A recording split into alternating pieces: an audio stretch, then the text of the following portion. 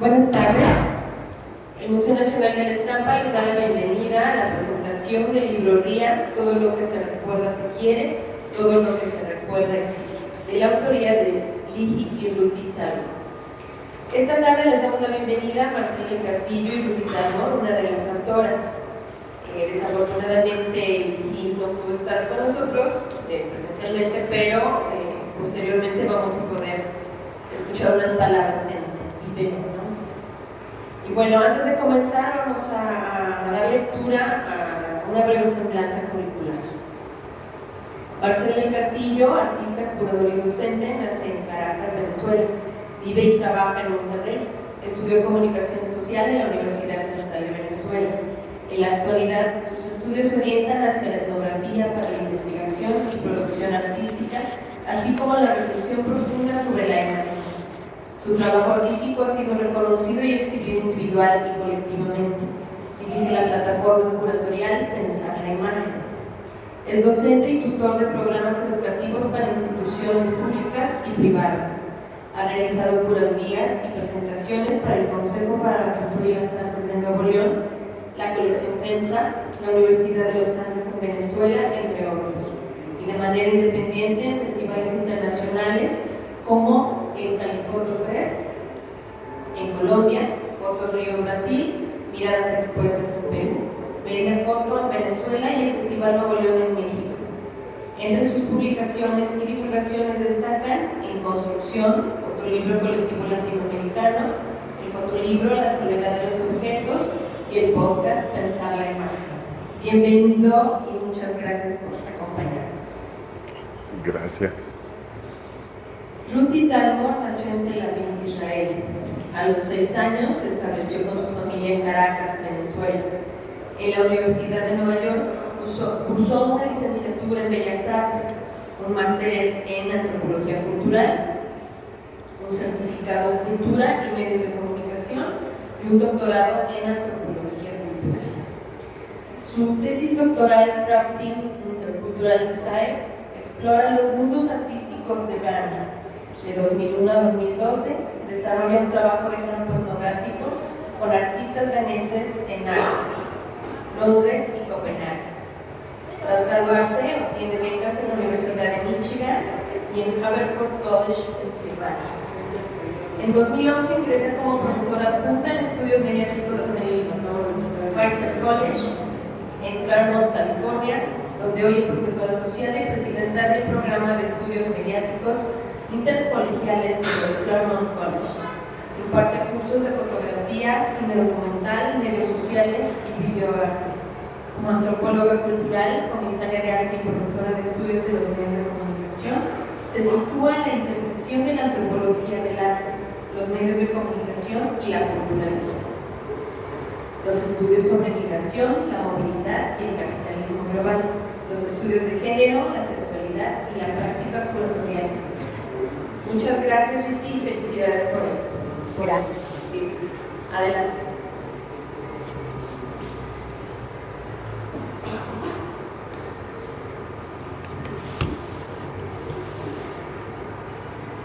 Buenas tardes.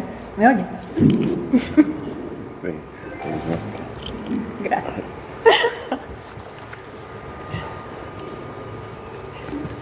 Buenas tardes de nuevo.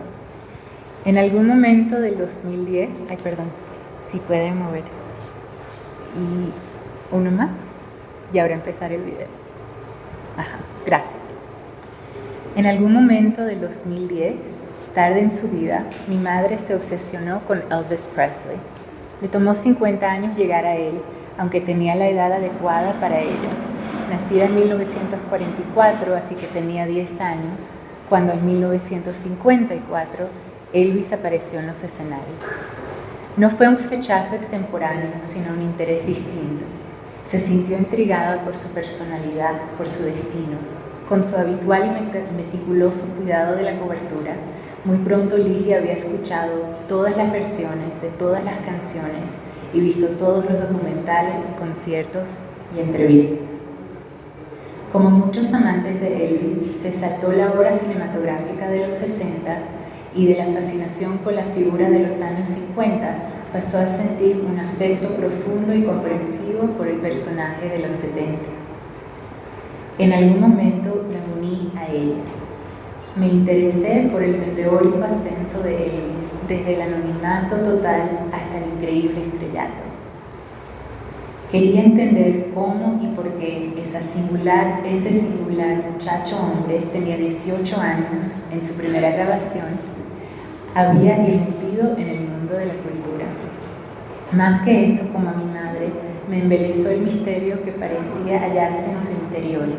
Había en él algo inasible, indescifrable, que queríamos comprender. Elvis fue una multiplicidad de cosas, pero ninguna de ellas era su esencia. ¿Cómo captar lo que no deja huella? En cierto punto, Ligi debió expresar su deseo de peregrinar a Graceland, la dorada casa de Elvis en Memphis, Tennessee, ahora convertida en un famoso complejo museístico. Así se nos ocurrió este viaje que hicimos en julio del 2013. El plan era sencillo y tenía adrede un final abierto. Pasar 2 semanas en el sur profundo, guiándonos con el libro Elvis Day by Day del documentalista Ernst Jorgensen y el crítico y biógrafo Peter Graunik. Elegir un lugar donde Elvis se hubiese presentado en el breve año que transcurrió entre su anonimato y su fama espectacular. Fotografiar la locación, buscar y entrevistar a personas que se hubieran cruzado con él. Así intentaríamos comprender el elemento inasible que hizo que Elvis Presley nos conmoviera como a tantos otros. Ligi, la artista, convertiría las fotografías en fotogravures y fotograbados. Yo, su hija y antropóloga, haría un relato de nuestro viaje con las entrevistas y las notas de campo. Juntos conformarían RIA, este libro de artista. ¿Qué significa ir tras alguien que sabes que ya no está?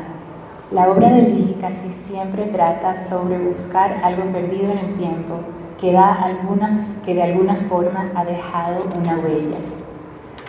Ciertos lugares obligan a mi madre a fotografiar la ausencia que guardan y a intentar arrancar lo perdido con diferentes técnicas de grabado. Convertir la fotografía indiciaria en un grabado le permite mostrar que el vacío es una huella de múltiples presencias pasadas. Una práctica artística guiada por esa compulsión cuadraba perfectamente con nuestra búsqueda de la esencia inefable de Elvis, la singularidad en el centro de su multiplicidad. Pasamos 13 días entre el suroeste de Alabama, el noreste de Mississippi y Memphis, Tennessee.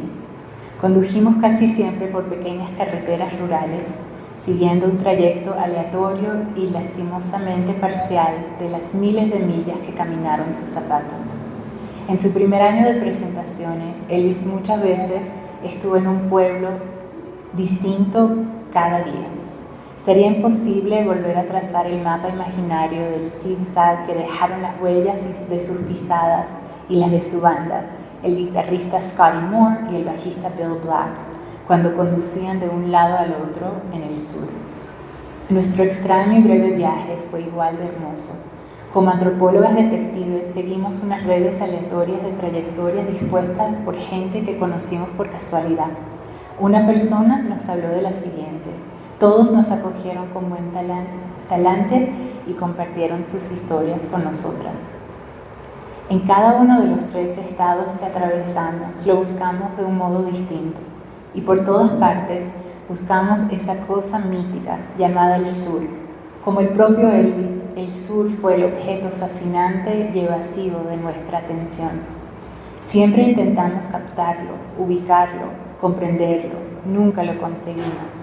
Pero en algunos lugares, en algunos momentos, encontramos sombras fugaces de lo que buscábamos. En la gente que compartió su pasado con nosotros, otras vidas dejaron una huella que forman sus paisajes exteriores e interiores. Ahora sí lo puedes parar. Gracias. Lamentablemente, seguir solito sin prestar presente el mundo y participar en el evento de la presentación del libro de todo lo que se recuerda siquiera, todo lo que se recuerda que existe. en los espacios de Museo Nacional del Estado.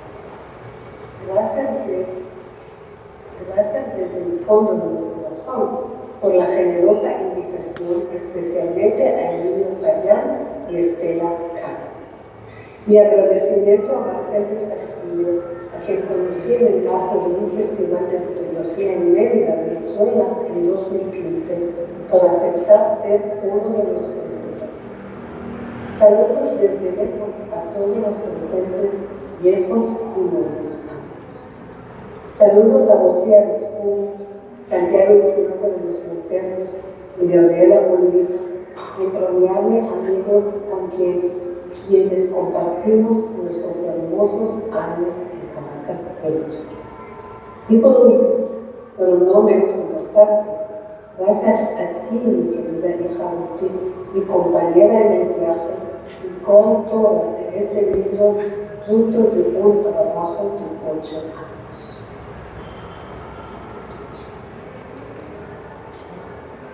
Me voy a platicar sobre temas, conceptos y técnicas de mi trabajo.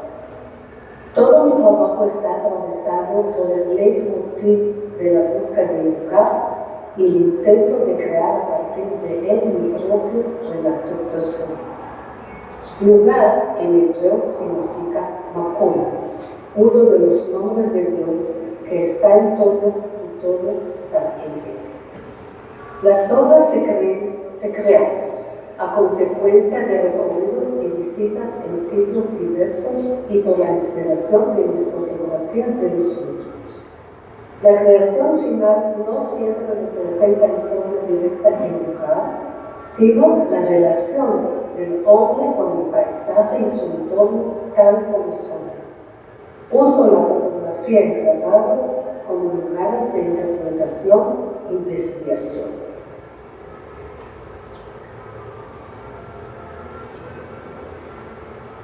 Mis trabajos provienen de fotografías tomadas en momentos muy precisos con la intención de documentar experiencias. Es así como las imágenes se vuelven el trampolín específico y referencial para el desarrollo y la difusión de series temáticas. La obra, su significado, se desarrolla en diferentes etapas o más bien en los dos enlaces o desuniones que esas etapas producen. Primero se da el momento que se lleva a tomar la fotografía. Ese momento, una inexplicable combinación del cuadro, ángulo, luz y otros elementos, crea el sentido de lo correcto y por consiguiente la necesidad de tomar la fotografía. Mi sensación de ese momento, aunque no aparezca de ese momento, aunque no aparezca de manera obvia registrada en la fotografía original, será en definitiva lo que impregne o lo que defina la imagen resultante de mi trabajo. Me gusta conservar la estructura y el marco de la fotografía, y es trabajando internamente en ese marco donde puedo alterar la relación y morfología de los elementos que construyen la imagen. La intención no es arreglar o restaurar la imagen original, sino más bien explorar lo que no fue captado en la fotografía original y que constituye precisamente la razón de la toma fotográfica. Es captar el ánima del lugar, lo inmanente, lo permanente. Mallarmé dijo que un poeta no inventa nuevas palabras, sino nuevos lugares para las palabras. Con mi trabajo intento hallar nuevos lugares para las imágenes y crear mundos metafóricos y ficticios anclados en el espacio y el tiempo. Exploro el territorio y su historia y plasmo en las obras finales el pasado junto al presente como una memoria viva a la que presta refugio. Utilizo una variedad de técnicas, a veces por separadas y a veces integradas entre sí. La técnica es solo un medio y no constituye un objetivo en sí mismo. Las técnicas que escogí para crear esta serie son las de fotografado y fotografía. El fotografado lo aprendí en mi estadía en el taller del maestro Luis Cáncer en 1981 en el pueblo pintoresco Valdottaro en Toscana. El fotografado me permite trabajar con múltiples placas que han sido revestidas con una emulsión sensible a la luz, posteriormente expuestas en un cuarto oscuro a una imagen impresa sobre una transparencia positiva. Las placas reveladas se van imprimiendo en el papel una encima de la otra, creando capas de diversas imágenes.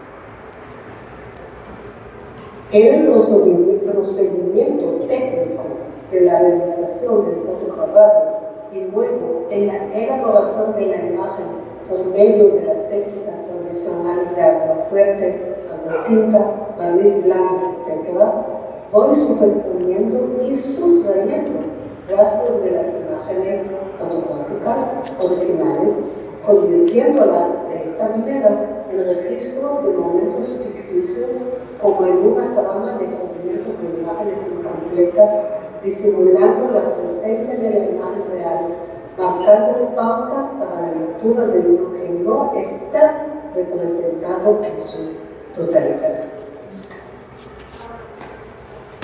El fotógrafo, técnica basada en las primeras formas de la fotografía que fueron desarrolladas por dos pioneros originales de la fotografía.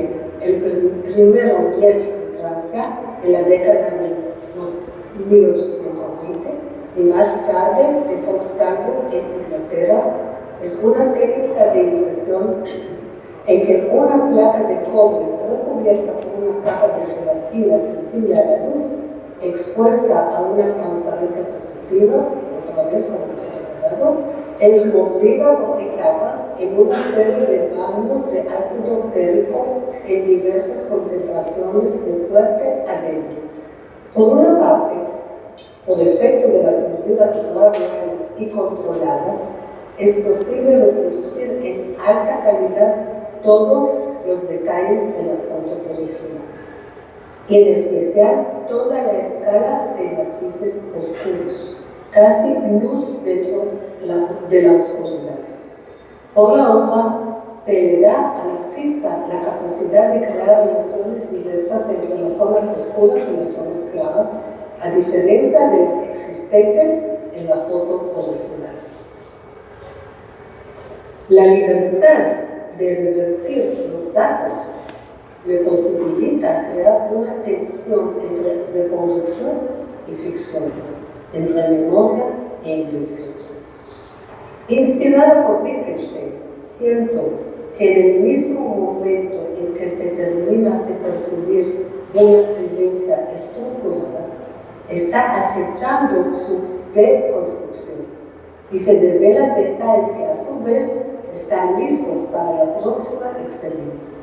Y por lo tanto, en el espacio entre las imágenes de mis seres están presentes imágenes ausentes que podrían convertirse en su deconstrucción o reconstrucción. Lo que imagino entre el objeto y mi ojo interior es la distancia. Se está tratando de recuperar lo que se escapó. Me gusta concluir con un párrafo de libros.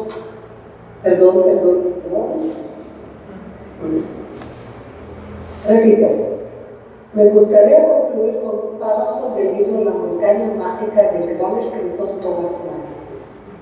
Cito: una obra, una creación espiritual, es decir, una entidad con significado, es significativa en la medida en que se desvía de sí misma, es decir, en la medida en que hay una entidad espiritual más general, un mundo y su totalidad de emociones y percepciones a los que la creación sirve de alguna manera como símbolo.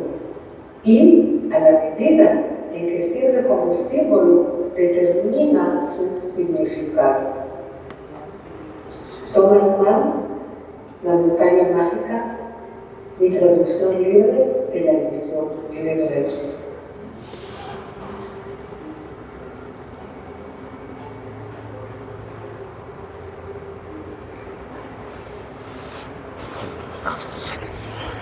Vale, buenas noches. Pues mi agradecimiento primero a Liji y a Ruti por haberme invitado a platicar un poco de este libro, que es un reto enorme porque pues a Ruti no la conocía, pero Liji es una gran artista y pues es un compromiso tremendo hablar del trabajo de alguien de esas dimensiones. Por supuesto, agradecer aquí a la institución por la invitación también y a participar acá. Yo lo hice como una breve lectura sentida, digamos, de este trabajo y traté de darle como una perspectiva a una distancia, digamos, diferente evidentemente a la de las autoras. El proyecto RIA de Liji Ruti Talmor le he subtitulado, le he añadido es Cuando la memoria pinta un paisaje. Escribe el pensador alemán Gottfried Boehm: los mapas tratan del mundo bajo nuestros pies, mientras que la pintura de paisaje, por el contrario, trata del mundo erigido frente a nosotros. Bajo esta perspectiva, que es la perspectiva del horizonte, ese que es percibido pero nunca alcanzado y que está en línea con nuestra mirada, intentaré acercarme al libro RIA, esa pintura en fotograbado de las huellas de Elvis Presley realizado por Liji y por Ruti. A Elvis se le conoce en todo el mundo como el rey del rock and roll, que brilló entre los años 50 y 70 del siglo XX. Sin embargo, su gestualidad, personalidad y los temas abordados en su música lo convirtieron en un ícono cultural de profundo arraigo en la población norteamericana. El deslumbramiento de su carrera musical explosiva dejó pocos cabos sueltos, o ha dejado pocos cabos sueltos sobre la vida y obra de este artista. Sin embargo, ahí estaba el reto, me parece, de Liji y Ruti, que decidieron pintar un nuevo paisaje, que es bien difícil de alguien cuya historia ha sido tan mediatizada y espectacularizada. Decidieron pintar un nuevo paisaje utilizando la memoria visual y testimonial como instrumentos compositivos y sensibles.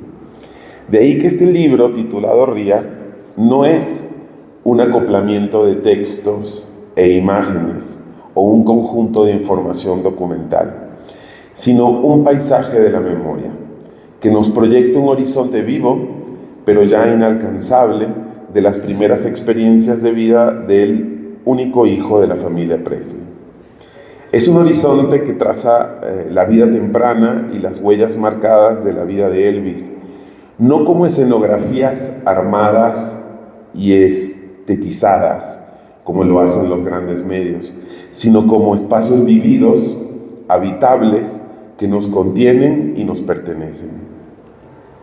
A 36 años de su muerte física, en 2013, el arte latente de Liji y la curiosidad antropológica de Ruti, no la conozco, pero es que para ser antropólogo hay que ser muy curioso, fueron en la búsqueda de sus huellas en las precarias tierras del sur de los Estados Unidos, buscando pistas en la temprana vida de Elvis, en su viaje a la cuenca del bajo río Mississippi, en los estados de Alabama, Tennessee y Mississippi. Fueron recolectando evidencias y tejiendo una red de testimonios y lugares que les revelaban distintos niveles de conexión con este ícono cultural. desde conocidos, compañeros de experiencias, lugares de tránsito, de vivencias, hasta relaciones mitológicas. Ría, entonces, es el compendio de todo este material que Ligia ha traducido mediante el fotograbado, en donde tiene una amplia experiencia y desde donde ha sabido crear lo que yo llamaría imágenes potencia. Es decir, una imagen con la capacidad de replicarse en nosotros los espectadores de múltiples y variadas formas y sentidos, que junto a los testimonios recogidos por Ruth y Talmor conforman un paisaje de uno de los momentos y personajes más influyentes de la cultura americana, permitiéndonos a nosotros, espectadores y lectores, participar de una experiencia sensible de la memoria, que no va en la búsqueda de datos y de cifras, sino en las diversas sensibilidades que nos atraviesan como sociedad cuando un fenómeno explota desde nuestras entrañas. Vale, gracias. Muchísimas gracias. Voy a contarles 3 de las historias que son las bases de las imágenes que se encuentran en el libro. Hay 37 imágenes, pero voy a contarles sobre 3. El grabado introductorio de Ría es una ofrenda. Sobre un fondo de cosas cotidianas, los 2 brazos blancos de una figura sentada brindan un plato brillante de vidrio grabado y ondulante. Debajo de ese material mágico, las manos blancas de la figura son oscuras, como unas manos cubiertas de hollín, como huellas de manos en la pared de una cueva, o como las sombras en una fotografía analógica. Los dedos que sostienen el plato son muy cuidadosos, lo abarcan por extenso. El plato no sostiene nada, el plato resplandece y presenta la luz. De todos los lugares que Jorgensen y Guralnik mencionan en Elvis Day by Day, elegimos a Mobile, Alabama. Elvis no pasó mucho tiempo allí, relativamente hablando. Buscábamos el Curtis Gordon's Radio Ranch Club, donde Elvis, Scotty y Bill se presentaron a finales de junio y a finales de octubre de 1955. Allí compartieron cartel con Curtis Gordon, un cantante del country convertido en estrella del rockabilly, y sus Radio Ranch Boys. El GPS nos mandaba a la carretera de Cedar Point junto a la autovía a Dauphin Island, en la desembocadura del río Dog, pero la carretera nunca apareció. Buscamos y buscamos, y por último nos detuvimos en un restaurante local a pedir ayuda. Nadie había oído hablar del Radio Ranch Club, lo cual era una mala señal, pero finalmente nos mandaron a hablar con George Wall. George, nacido en 1939, 5 años después de Elvis, George nació en 1939, 5 años después de Elvis, y ha pasado toda su vida en esta parte del condado de Mobile, salvo 4 años en la Guardia Costera. Sus padres dirigieron un campo pesquero al que llevaban los barcos camaroneros y en algún momento fueron propietarios de un club nocturno. Cuando lo visitamos, George vivía con su esposa Beverly y Ruthie, su suegra, en una pequeña casa sobre un amplio césped verde salpicado de surtidores decorados, con vistas a la marina de Fall River. Tiempo después de nuestra visita, la madre de Beverly falleció. En la conversación describió el preciso lugar en el que estábamos, donde él ha vivido siempre, casi sin interrupción. Pero era como si estuviera interactuando con un pasado que no se vinculaba paso a paso con el presente, como si en algún lugar la línea de tiempo se hubiera cortado y ahora el pasado estuviera en algún rincón, amado y añorado.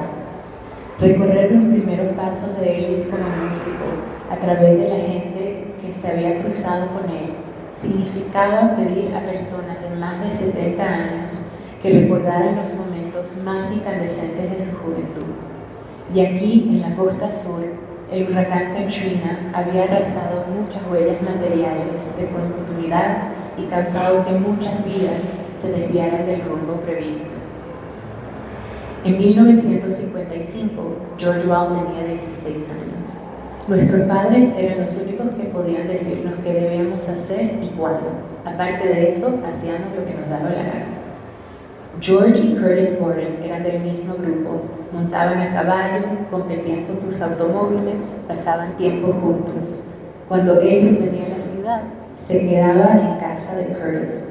Montando detrás de la casa de Bonnie Cleveland, George y Elvis empezaron a tontear. George había lanzado a Elvis al río y Elvis a él. Se movía mucho en el escenario y a muchos mayores eso no le gustaba, por supuesto. En muchas iglesias pensaron que era Satanás, cobrando vida y todas esas tonterías. Era un tipo normal, ¿saben? Con una voz increíble. Beverly Ball, 5 años menor que su marido, tenía 11 cuando vio a Elvis por primera vez.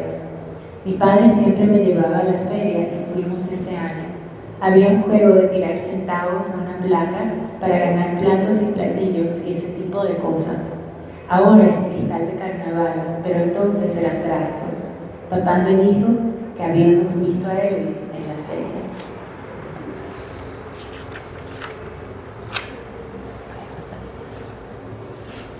Bueno, después de esa larga y conmovedora entrevista y para marcar el final de nuestros 3 días en Mobile, nos pareció bien ir a Dauphin Island, uno de los confines de América del Norte.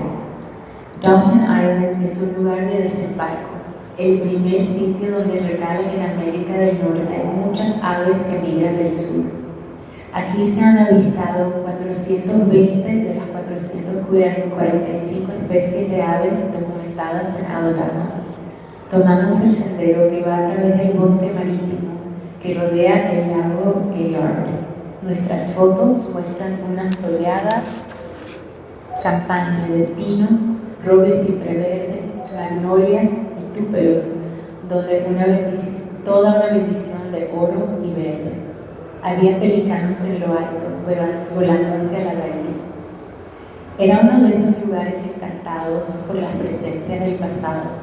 Más tarde supe que desde el año 1100 la gente del continente de Pensacola pescaba y cosechaba ostras allí, que fue el primer lugar visitado por un europeo en 1519, que en 1699 Pierre Lemont d'Iberville, el hombre responsable de plantar la flor de lis en el Golfo de México, encontró una gran pila de esqueletos humanos en la isla y la llamó erróneamente Île du Massacre, Isla de la Masacre.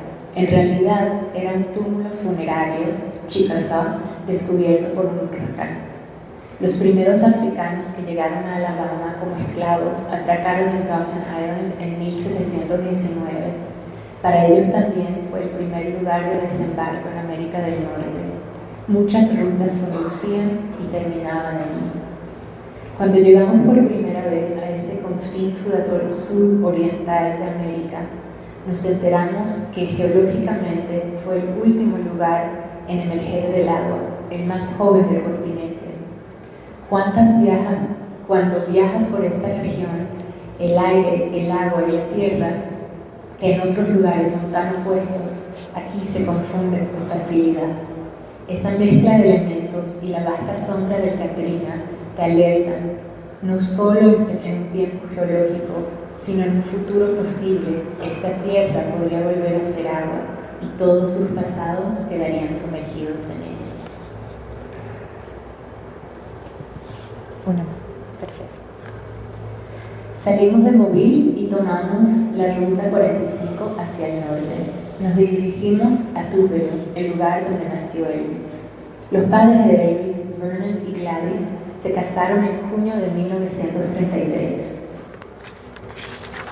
En diciembre de 1934 se mudaron a la casa Shotgun que Vernon Presley construyó con ayuda de su padre y de su hermano.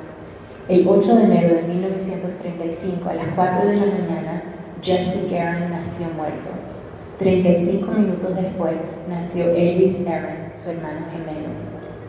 Hablamos de Jesse Guerin, el gemelo que nació muerto, y nos preguntamos si Elvis estaba marcado por ese comienzo, esa soledad esencial que tenía, la tristeza tan arraigada y la empatía que despertaba, ¿Se debía a que en el principio una parte de él lo había dejado solo? ¿Era esta dualidad perdida e interiorizada el origen de todas sus dualidades? La casa era un rectángulo alargado de 2 habitaciones, varios centímetros por encima del suelo, con armazón y revestimiento de madera pintados de blanco, y un tejado que extendía sobre un pequeño porche delantero. Esta casa pequeña inspiró más fotogravías que cualquier otro lugar de nuestro viaje. El ejercicio de conmemorar que supuso nuestro viaje se vio duplicado, triplicado, multiplicado exponencialmente en ella, donde tantos procesos previos de conmemoración sucedían y habían sucedido. En la primera imagen, la casa parece suspendida sobre su pequeña parcela de césped, como si acabara de aterrizar y no supiera por cuánto tiempo se va a quedar. Las hierbas más largas a su izquierda parecen moverse por el torbellino del aterrizaje. Lo único que hay en el porche vacío es un columpio orientado hacia la derecha. También está suspendido y vacío, y cualquiera que se sentara en él habría desviado la mirada de la acción de la calle. No pudimos encontrar a Elvis en esta casita que con cariño han llenado de objetos de la época. Parecía más ubicable de alguna forma en los pozos de luz que venían de fuera de la casa, las ventanas, el abanico de luz en el espejo, el parche de luz en la colcha. En el dormitorio de la parte delantera de la casa, la luz que se filtra por la ventana irrumpe en la penumbra. Destaca el encaje de las cortinas y los dibujos de papel tapiz y de la colcha, y transforma un jarrón de rosas de tela en un altar bañado por el resplandor. Una tercera imagen, también parecida a un altar, ofrece los detalles de un tapete de encaje, una mesa auxiliar de madera, una cortina de encaje, la retícula de los cristales de las ventanas, apenas visible. La habitación principal, al fondo de la casa, estaba aún más llena de objetos y menos llena de él. Para mí, su aura emana solo de la silla alta de madera blanca junto a la puerta trasera. La ventana, el espejo, los platos colocados en la mesa parecen bloquear nuestro acceso con una luz blanca y fría. Los espacios conmemorativos no nos llevan al lugar de nuestra añoranza, pero sí nos pueden acercar a este. La placa de la llama eterna en Graceland, la casa de Elvis, dice: te entregaste a cada uno de nosotros de algún modo, fuiste envuelto con consideración y atado con amor. Que esta llama refleje nuestro respeto y nuestro amor por ti. Las flores las llevan admiradores de todo el mundo y quedan allí hasta que se marchitan o se estropean. Tal vez esta sea la mejor manera de decir quién era.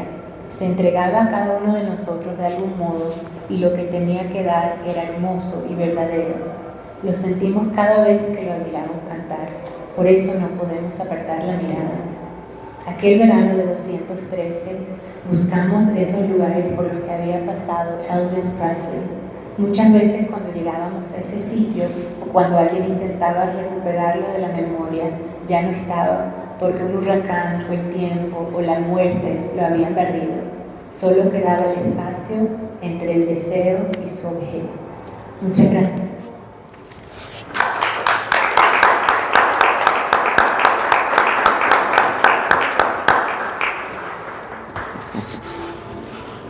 Si hay preguntas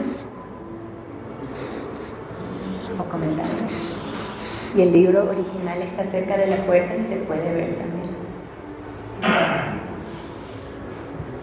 ¿Algún comentario que quieran hacer? ¿Alguna pregunta? ¿No hace falta elige? Mucho.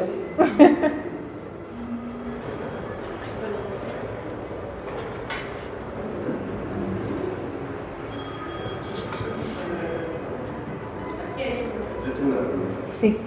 Es justo con un amigo hablando sobre el rock and roll, estuvimos platicando sobre si realmente es Elvis quien es el que inicia el rock and roll como masa, porque nosotros quisiéramos investigar si es que fue una conducta de los jóvenes de una generación. Hemos comprobado que la generación de los 60 tenía muchas cosas en común, tanto la música como el pensamiento de ideología, pero mi pregunta va hacia ese meollo, ¿no? ¿Es Elvis solamente, o probablemente hay varios más, pero solamente Elvis es como el más reconocido? Esa es una pregunta que ha causado mucha discusión teorética entre historiadores de la música y hay varias respuestas. Una es que yo creo que, para empezar, él nunca pensó que era el único y no le hubiera gustado que alguien diga que era el único. Y yo no pienso que era el único tampoco. Lo que pienso es que él era como una encrucijada que tenía que pasar. La cantante de country Emmylou Harris dijo que la música nunca viene de nada, pero every once in a while, algo nuevo sucede. Y él era esa cosa nueva, porque... Perdón.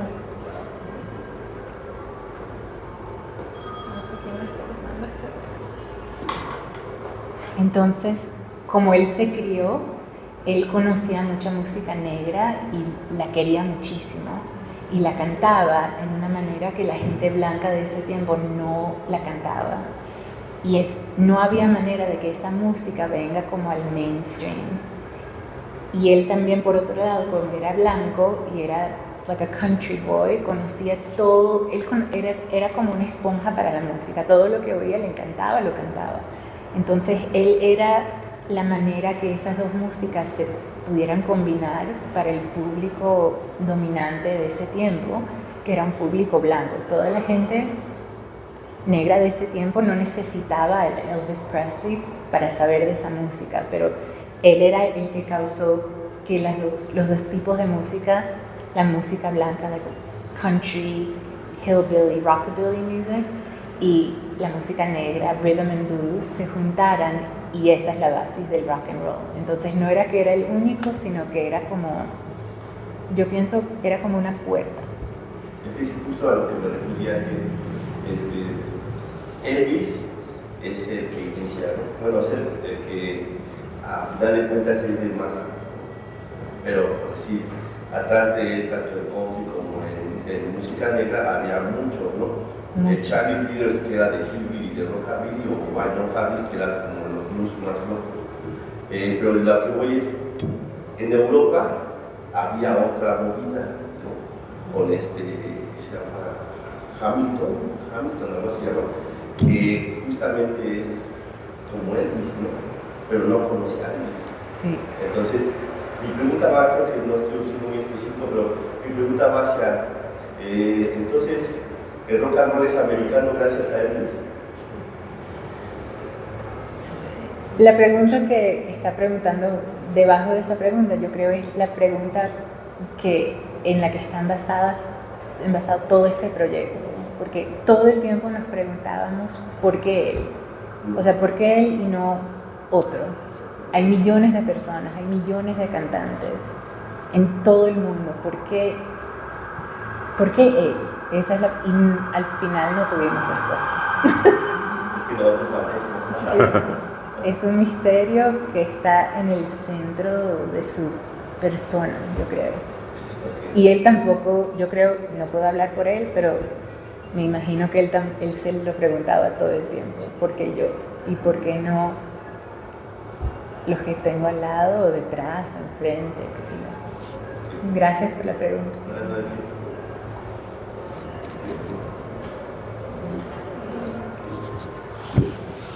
Bueno, pues muchas gracias por acompañarnos, a Ruti y a Marcel. Pues muchas gracias y felicidades por la publicación de Gisela, muchísimas gracias por todo lo que hiciste para que este evento sea posible. No, perdón, se pospuso mucho, pero ya. Gracias. Y gracias a todos por venir. Gracias.